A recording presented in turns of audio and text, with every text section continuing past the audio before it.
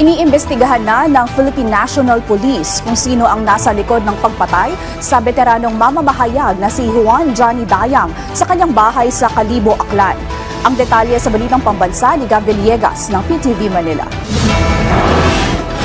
Mariing kinondena ng Presidential Task Force on Media Security o PTFOMS ang pagpatay sa veteranong mamamahayag na si Juan Johnny Dayang. Pinatay bandang alas 8 ng gabi kagabi sa loob ng kanyang bahay sa Kalibo, Aklan si Dayang nang hindi pa natutukoy na salarin. Naisugod pa si Dayang sa Dr. Rafael S. Tumbocon Memorial Hospital ngunit idineklara na itong dead on arrival. Iniimbestigahan na ng Philippine National Police kung sino ang nasa likod ng nasabing krimen. Mariin naman na kinondena ng National Press Club of the Philippines ang pagpatay kay Dayang na isa ring lifetime member ng organisasyon. Ikinalugod naman ng National Union of Journalists of the Philippines ang naging hakbang ng PTFOMS at ang pakikiisa nito sa panawagan ng pagkakaroon ng malalimang investigasyon at paglutas sa krimen na sumabay sa nalalapit na paggunita sa World Press Freedom Day. Para naman sa Publishers Association of the Philippines, malaking kawalan sa Philippine media at political landscape ng bansa ang pagkamatay ni Dayang. Samantala, kinondena rin ni Aklan Representative Teodoro Haresco ang